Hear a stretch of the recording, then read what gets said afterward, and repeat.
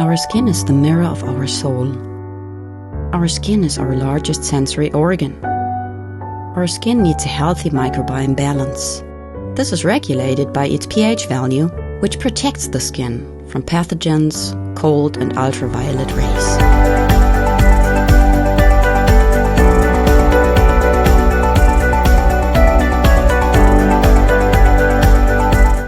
Sebamed protects your skin.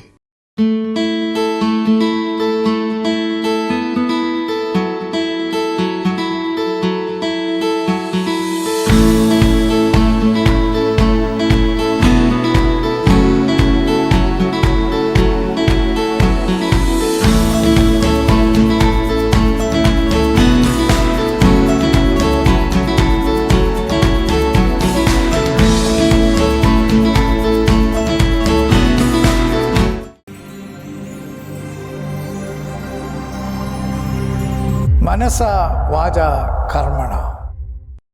നമസ്കാരം. മനസ വാച കർമ്മണയുടെ മറ്റൊരു എപ്പിസോഡിലേക്ക് ഏവർക്കും സുസ്വാഗതം. കഴിഞ്ഞ എപ്പിസോഡിൽ പുതിയ അധ്യയന വർഷത്തെ എങ്ങനെ വരവേൽക്കാം എന്നതിനെക്കുറിച്ചായിരുന്നു നമ്മൾ സംസാരിച്ചിരുന്നത്. എങ്ങനെ നമ്മുടെ പഠനക്രമം സെറ്റ് ചെയ്യണം, ഏത് ടൈമിലാണ് നമ്മൾ പഠിക്കേണ്ടത് എന്നൊക്കെയാണ് നമ്മൾ കഴിഞ്ഞ ആഴ്ച പ്രതിപാദിച്ചത്. ഇന്ന് മറ്റൊരു വിഷയവുമായിട്ടാണ് നിങ്ങളുടെ മുമ്പിലേക്ക് എത്തിയിരിക്കുന്നത്. നമുക്ക് എത്രയും സ്നേഹത്തോടെ നമുക്ക് സ്വാഗതം ചെയ്യാം നമ്മുടെ പ്രിയങ്കരനായ ഡോക്ടർ ജോൺ പനക്കൽ. നമസ്കാരം സാർ. നമസ്കാരം Shinoy. Welcome to the show. Thank you very much Shinoy. ഇന്ന് 11ാമത്തെ എപ്പിസോഡാണല്ലോ. അതെ. കഴിഞ്ഞ ആഴ്ച നമ്മൾ വിദ്യാർത്ഥികൾക്കായുള്ള ഒരു എപ്പിസോഡാണ് അവതരിപ്പിച്ചത്. അതിൻ്റെ തുടർച്ചയായി ഒരു എപ്പിസോഡ് കൂടി അവർക്ക് ഡെഡിക്കേറ്റ് ചെയ്യാമെന്ന് ഞാൻ കരുതുന്നു. ഷിനോയി തയ്യാറാണല്ലോ? വെരി ഗുഡ്, നല്ല കാര്യം. കാരണം എന്താണെന്ന് ചോദിച്ചാൽ എൻ്റെ ഒരു സുഹൃത്ത് എന്നെ വിളിച്ചിട്ട് പറഞ്ഞു, എനിക്ക് ഏറ്റവും പ്രയോജനകരമായ ഒരു എപ്പിസോഡെന്ന് പറഞ്ഞത് ലാസ്റ്റ് എപ്പിസോഡാണെന്ന് പറഞ്ഞു. നിങ്ങളുടെ 10ാമത്തെ എപ്പിസോഡാണ് എനിക്ക് പ്രയോജനകരമായി തോന്നിയത് എന്നാണ് അദ്ദേഹം എന്നോട് പറഞ്ഞത്. നന്ദി. അദ്ദേഹത്തെ സ്നേഹാന്വേഷണം അറിയിക്കുക. ഇന്ന് വിദ്യാർത്ഥികൾ എങ്ങനെ പഠിക്കണം, സാധാരണ സമർത്ഥരായ വിദ്യാർത്ഥികളോട് വരെ ചിലപ്പോൾ നമ്മളൊരു ചോദ്യം ചോദിക്കും, എങ്ങനെയൊക്കെയുണ്ട് പഠിത്തം?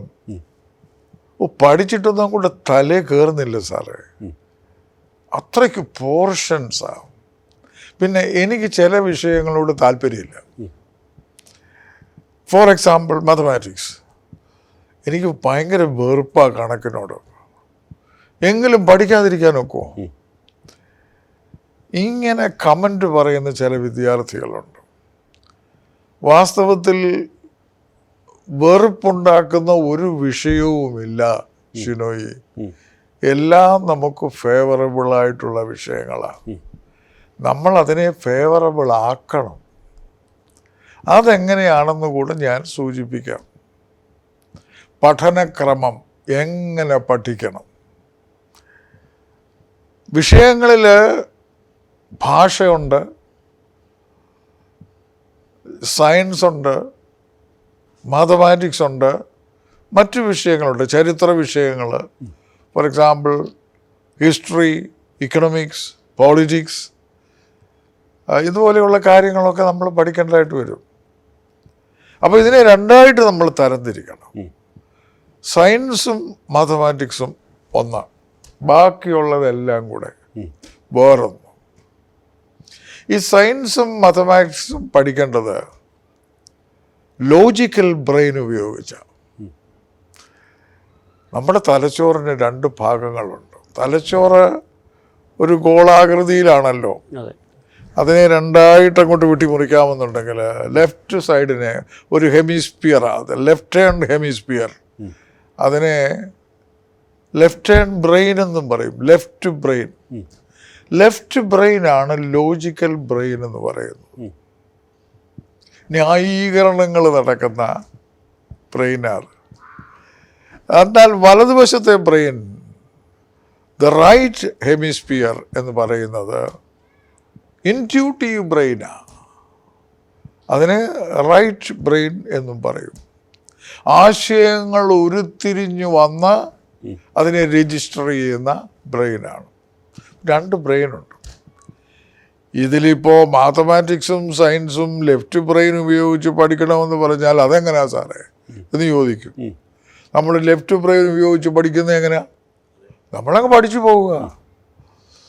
വാസ്തവത്തിൽ മാത്തമാറ്റിക്സും സയൻസും ഞാൻ പറയുന്ന രീതിയിൽ പഠിക്കുകയാണെങ്കിൽ അവിടെ നമ്മൾ യൂസ് ചെയ്യുന്ന ലെഫ്റ്റ് ബ്രെയിനാണ്. മറ്റു വിഷയങ്ങൾ ഞാൻ പറയുന്ന സിസ്റ്റത്തിൽ കൂടെ പോകാമെങ്കിൽ അതിനെ റൈറ്റ് ബ്രെയിൻ സ്റ്റഡി അല്ലെങ്കിൽ brain storming style of study എന്നും പറയും. മനസ്സിൽ തലച്ചോറിൽ ഒരു കൊടുങ്കാറ്റടുപ്പിച്ചു പഠിക്കുക. മറ്റേത് സമവാക്യങ്ങൾ ഉണ്ടാക്കി പഠിക്കുക എന്നുള്ളതാണ്. ഇപ്പം ഞാൻ പറയുന്നത് എന്ന് പറയുമ്പോൾ ഞാൻ ഉണ്ടാക്കിയ സിദ്ധാന്തമാണെന്ന് നമ്മുടെ കുഞ്ഞുങ്ങളൊക്കെ തെറ്റിദ്ധരിക്കും. അല്ല, ഇത് വിദ്യാഭ്യാസ വിചക്ഷണന്മാർ, മനഃശാസ്ത്രജ്ഞന്മാർ എല്ലാവരും കൂടെ ചേർത്തുണ്ടാക്കിയ ഒരു വിവരമാണ് ഞാൻ ഈ അവതരിപ്പിക്കുന്നത്.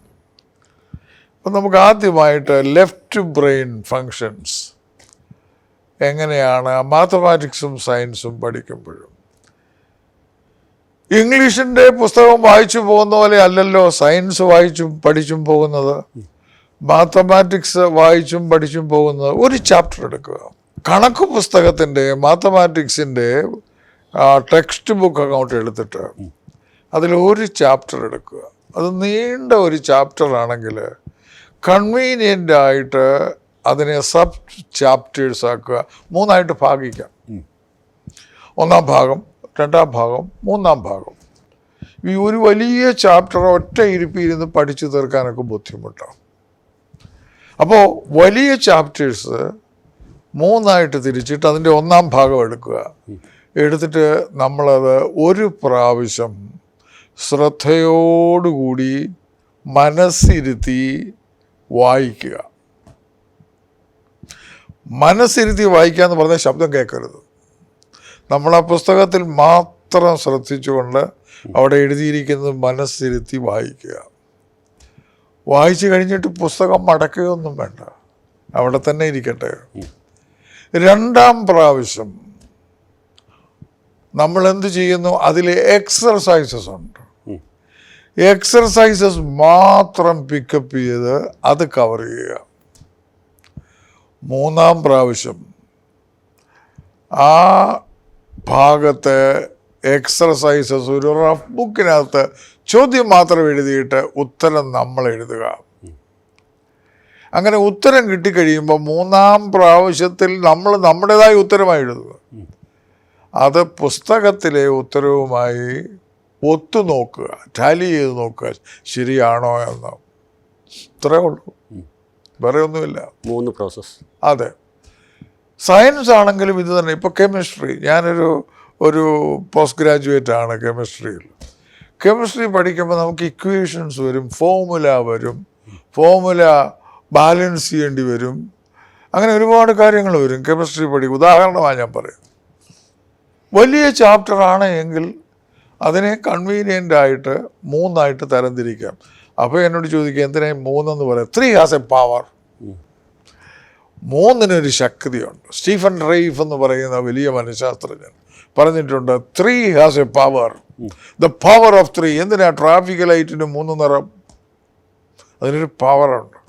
ടെലിഫോൺ നമ്പർ നോക്കുമ്പോൾ അതിനും 3 ഭാഗമുണ്ട്. കൺട്രി കോഡ്, ഏരിയ കോഡ്, പിന്നെ ആക്ച്വൽ നമ്പർ.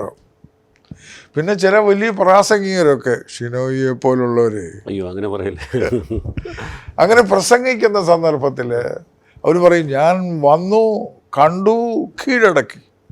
അപ്പോൾ ആ പ്രാസം ശരിയാവുന്നതിന് 3 എന്ന് പറയുന്ന ശൈലി സ്വീകരിച്ചാൽ അതിനെയാണ് പവർ ഓഫ് 3 എന്ന് പറയുന്നത്. അതുകൊണ്ടാണ് ഞാൻ പറയുന്നത്, ആ പവർ ഓഫ് 3 സ്റ്റഡീസിലും നമ്മൾ ഇംപ്ലിമെൻ്റ് ചെയ്യണം. ഈ വലിയ അധ്യായത്തെ 3 തരംതിരിച്ചിട്ട് അതിൻ്റെ 1-ാം ഭാഗം എടുക്കുക, വായിക്കുക, മനസ്സിരുത്തി വായിക്കുക, ഒന്നും വിടരുത്, എല്ലാം വായിക്കണം. വായിച്ചു കഴിഞ്ഞിട്ട് അല്പനേരം ശാന്തമായിരുന്നതിന് ശേഷം ആ പുസ്തകത്തിൽ എക്സർസൈസസ് ഉണ്ട് പലതും. പ്രോബ്ലംസ് സോൾവ് ചെയ്തിട്ടുണ്ട്, ഇക്വേഷൻസ് തന്നിട്ടുണ്ട്, എക്സാമ്പിൾസ് തന്നിട്ടുണ്ട്. അങ്ങനെ റെലവൻ്റ് ആയിട്ടുള്ള ഇമ്പോർട്ടൻ്റ് പോയിൻറ്റ്സ് മാത്രം രണ്ടാമത് കവർ ചെയ്യുക. അത് കഴിഞ്ഞിട്ട് മൂന്നാം പ്രാവശ്യം അതിലെ എക്സർസൈസസിൻ്റെ ടൈറ്റിൽ മാത്രം ഒരു റഫ് ബുക്കിൽ എഴുതിയിട്ട് ഉത്തരം നമ്മൾ തന്നെ താനെ പുസ്തകത്തിൻ്റെ സഹായമില്ലാതെ പൂർത്തീകരിക്കുക. ആ ഉത്തരവും പുസ്തകത്തിലെ ഉത്തരവും തമ്മിൽ ഒത്തുനോക്കുക. കറക്ഷൻസ് വേണമെങ്കിൽ കറക്ഷൻസ് കൊടുക്കുക. ഇതാണ് ലോജിക്കൽ സ്റ്റൈൽ ഓഫ് സ്റ്റഡി എന്ന് പറയുന്നത്. ഇതിന് സമയമെടുക്കും. പരീക്ഷയുടെ തലേ ദിവസം ലോജിക്കൽ സ്റ്റൈൽ ഓഫ് സ്റ്റഡി നോക്കിയാൽ വിജയിക്കുകയില്ല. അതുകൊണ്ടാണ് കഴിഞ്ഞ ആഴ്ചത്തെ എപ്പിസോഡിൽ സ്പെസിഫിക് ആയിട്ട് നമ്മൾ കുട്ടികളോട് പറഞ്ഞത്, ആദ്യ ദിവസം അധ്യയന വർഷത്തിൻ്റെ ആദ്യ ദിവസം മുതൽ ഓർഗനൈസ്ഡ് ആയിട്ടുള്ള ഒരു സ്റ്റഡി ഉണ്ട് എങ്കിൽ അവർക്കൊരു കോൺഫിഡൻസ് വരും. അവരുടെ എക്സാമിനേഷൻ എന്ന് വന്നാലും എനിക്കതൊരു ഇഷ്യൂ അല്ല, എന്തും വരട്ടെ, I will face the examination എന്നുള്ള ഒരു കോൺഫിഡൻസ് ഉണ്ടെങ്കിൽ തന്നെ മാർക്ക് കൂടും. ആ കോൺഫിഡൻസ് ലെവൽ മതി. ചില വിഷയങ്ങളെപ്പറ്റി കൂടുതൽ നമുക്ക് ഗ്രാഹ്യം കാണത്തില്ല എങ്കിൽ തന്നെ ഈ കോൺഫിഡൻസ് ബിൽഡ് ചെയ്യുക എന്ന് പറഞ്ഞാൽ അതൊരു വലിയ കാര്യമാണ്. ഇതിനെയാണ് ലോജിക്കൽ സ്റ്റൈൽ ഓഫ് സ്റ്റഡി, മാത്തമാറ്റിക്സും സയൻസും. ടിനോയ്ക്ക് എന്തെങ്കിലും ചോദിക്കാനുണ്ടോ ഇതിനെപ്പറ്റി? അതിനകത്ത് ലാംഗ്വേജ് പഠിക്കുന്നത് നമ്മൾ ഈ തലയുടെ ഏത് ഭാഗത്താണല്ലോ? അത് ഞാൻ പറഞ്ഞല്ലോ, ലോജിക്കൽ സ്റ്റൈലിൽ സയൻസും മാത്തമാറ്റിക്സും മാത്രമാണ് പഠിക്കുന്നത്. ഓക്കെ. ലാംഗ്വേജും മറ്റ് ഡീറ്റെയിൽഡ് ആയിട്ടുള്ള ഹിസ്റ്ററി പോലെയുള്ള സബ്ജക്ട്സ് പഠിക്കുന്നത് വലത്തെ തലച്ചോറ് വെച്ചാണ്. ഞാൻ പലപ്പോഴും കണ്ടിട്ടുണ്ട്, വലിയ വിദ്യാഭ്യാസമില്ലാത്ത വ്യക്തികൾ അവർക്ക് 4-5 ലാംഗ്വേജ് ഈസി ആയിട്ട് സംസാരിക്കാൻ കഴിയുന്നു. പക്ഷേ വിദ്യാഭ്യാസമുള്ള ആൾക്കാർക്ക് ഈ ലാംഗ്വേജ് പഠിക്കാനായിട്ട് ഭയങ്കര പ്രോബ്ലം കണ്ടിട്ടുണ്ട്, ഭയങ്കര ബുദ്ധിമുട്ടായിട്ട് തോന്നിയിട്ടുണ്ട്. അതെന്തുകൊണ്ടാണ് എന്ന് സാറിന്? അവർ കൂടുതൽ ലോജിക്കൽ ബ്രെയിൻ ആണ് യൂസ് ചെയ്യുന്നത്, അങ്ങനെയുള്ളവർ. മറ്റവർ ഇൻറ്റ്യൂട്ടീവ് ബ്രെയിന്, വലതുവശത്തെ ബ്രെയിനാണ്. ഓരോന്ന് കേട്ട് കേട്ട് കേട്ട് കേട്ട് കേട്ട് കേട്ടങ്ങ് പഠിക്കും. അല്ല, ഈ വിഷയമായിട്ട് ബന്ധപ്പെട്ടതല്ല, ഇത് കുട്ടികൾക്കുള്ളതാണ്. എങ്കിലും ഞാൻ ഇത് പഠിക്കാനായിട്ട് എന്തെങ്കിലും ഒരു ഉപായം? നമ്മളെല്ലാം കുട്ടികളല്ലേ, മരിക്കുന്നവരെ നമ്മൾ കുട്ടികളാണ്. അപ്പോൾ ഈ സമ്പ്രദായം ആർക്ക് വേണേലും ഉപയോഗിക്കാം. റൈറ്റ് ബ്രെയിനിൽ നമ്മൾ ചെയ്യാൻ പോകുന്നത് ലാംഗ്വേജ് സ്റ്റഡിയും മറ്റ് detailed subject, history, politics, economics, ഇതുപോലെയുള്ള വലിയ വലിയ പുസ്തകങ്ങൾ വായിച്ച് തീർക്കേണ്ടതായിട്ടുണ്ടല്ലോ, അതിന് സമയമെടുക്കും. അതിൻ്റെ സ്റ്റൈൽ ഓഫ് സ്റ്റഡി എന്ന് പറഞ്ഞാൽ മറ്റൊന്നാണ്. അതിനെയാണ് brain storming style of study എന്ന് പറയുന്നത്. തലച്ചോറിലേക്കൊരു കാറ്റടിപ്പിക്കുക. അതെങ്ങനെയാണ്? അധ്യായം എടുക്കുക, അധ്യായത്തെ 3 തരംതിരിക്കാമെങ്കിൽ തരംതിരിക്കുക. ഇത് നീണ്ട അധ്യായങ്ങൾ ആയിരിക്കും ഡെഫിനറ്റ്ലി. അതിന് 1-ാം ഭാഗം എടുക്കുക, 1-ാം ഭാഗം ഉറച്ചു വായിക്കുക. ശബ്ദം കേൾക്കണം. ഈ ഉറച്ചു വായിക്കുമ്പോൾ 5 ഇന്ദ്രിയങ്ങളിലൂടെയും ആ മെസ്സേജ് നമ്മുടെ തലച്ചോറിൽ ചെല്ലും. ഒരു പ്രാവശ്യം ഉറച്ചു വായിച്ചു, പുസ്തകം അടയ്ക്കുക. ലോജിക്കൽ സ്റ്റൈലിൽ പുസ്തകം അടയ്ക്കുന്നില്ല, ബ്രെയിൻ സ്റ്റോമിങ് സ്റ്റൈലിലാണ് പുസ്തകം അടയ്ക്കുന്നത്. പുസ്തകം അടച്ചു, ഒരു പ്രാവശ്യം ഉറച്ചു വായിച്ചതിന് ശേഷം എന്നിട്ട് മനസ്സിൽ ഓർത്ത് നോക്കുക, ഞാനിപ്പോൾ വായിച്ചത് എന്തൊക്കെയാണ്. റീക്യാപ്പിംഗ് എന്ന് പറയും. ഓർത്ത് നോക്കുക മനസ്സിൽ. ചിലതൊക്കെ കിട്ടും, ചിലത് കിട്ടത്തില്ല. അത് കഴിയുമ്പോൾ ഉടനെ രണ്ടാമതും ആ ഭാഗം തന്നെ തുറക്കുക. തുറന്നിട്ട് മനസ്സിരുത്തി വായിക്കുക, ഉറച്ചു വായിക്കരുത്, മനസ്സിൽ വായിക്കുക. വായിച്ചിട്ട് ആ പുസ്തകം വീണ്ടും അടയ്ക്കുക. അപ്പോൾ 2 പ്രാവശ്യത്തെ വായനയായല്ലോ.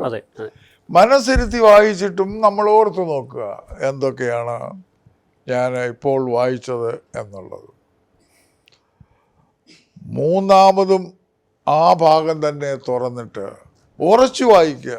3-ാമത്തെ ഉറച്ചു വായിക്കണം. ആദ്യത്തേത് ഉറച്ചാണ്, 2-ാമത്തെ മാത്രമാണ് മനസ്സിരുത്തി വായിക്കുന്നത്. 3-ാമത്തേതും ഉറച്ചു വായിച്ചതിന് ശേഷം ഒരു റഫ് ബുക്ക് എടുത്തിട്ട് ഞാൻ ഈ വായിച്ചത് എല്ലാത്തിൻ്റെയും ബുള്ളറ്റ് പോയിൻറ്റ്സ്, രത്ന ചുരുക്കം, എൻ്റെ മനസ്സിൽ തോന്നുന്ന പോയിൻറ്റ്സ് എഴുതിയിടുക ഒരു ബുക്കിനകത്ത്. ആ പോയിൻറ്റ്സ് മാത്രമേ ഇപ്പോൾ നമ്മുടെ കയ്യിലുള്ളൂ, പുസ്തകമില്ല. ഈ പോയിൻറ്റ്സ് വെച്ചുകൊണ്ട് നമ്മളൊരു അധ്യാപകനാകുക. ഇതിനെ ടീച്ച് ആൻഡ് ക്യാച്ച് എന്ന് പറയും. Teach and catch. നമ്മുടെ കയ്യിൽ ഒരു കടലാസ് കൊണ്ടുണ്ട്, അതിൽ നമ്മൾ അപ്പോൾ വായിച്ച കാര്യത്തിൻ്റെ പോയിൻറ്റ്സ് നമ്മൾ തന്നെ എഴുതിയിട്ടിട്ടുണ്ട്. അതിൻ്റെ സഹായത്തോടെ നമ്മൾ അസ്യൂം ചെയ്യുക, എൻ്റെ മുറിയിൽ 10-20 വിദ്യാർത്ഥികൾ ഇരിക്കുന്നു, ഞാൻ അവരുടെ മുമ്പിൽ ഒരു അധ്യാപകനായി നിൽക്കുന്നു, ഞാൻ അവരെ പഠിപ്പിക്കാൻ പോവുക. ഞാൻ ഇപ്പോൾ വായിച്ച വിഷയം teach them with the help of the points. നമ്മൾ എഴുതിയ പോയിൻറ്റ്സിൻ്റെ സഹായത്തോടു കൂടി ഒരു വിദ്യാർത്ഥികളുടെ വൃന്ദം നമ്മുടെ മുമ്പിലുണ്ടെന്ന് സങ്കല്പിച്ചിട്ട് നമ്മളങ്ങ് പഠിപ്പിക്കുക.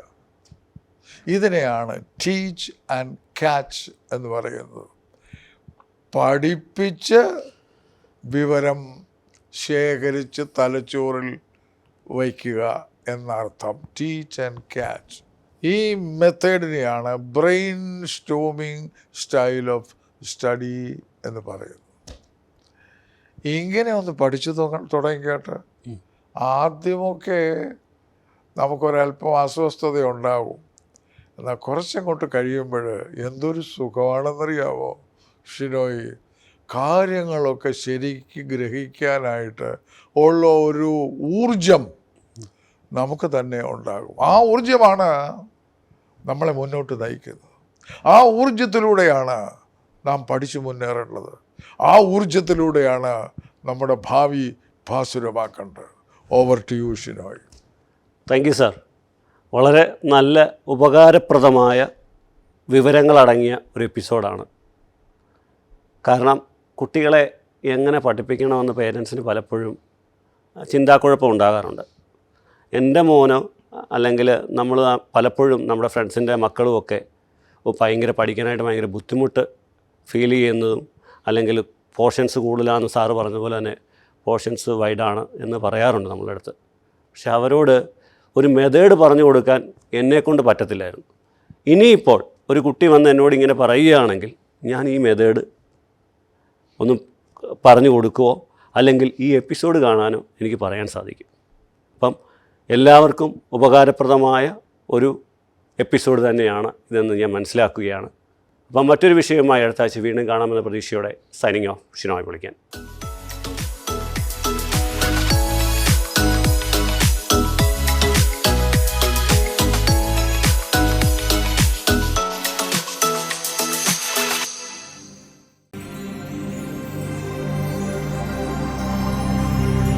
മനസ വാച കർമ്മണ.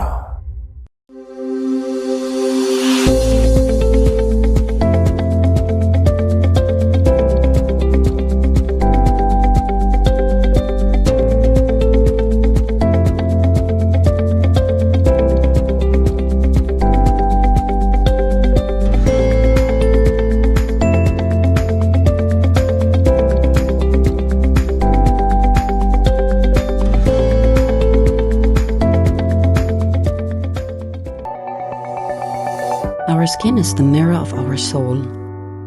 Our skin is our largest sensory organ. Our skin needs a healthy microbiome balance. This is regulated by its pH value, which protects the skin from pathogens, cold and ultraviolet rays.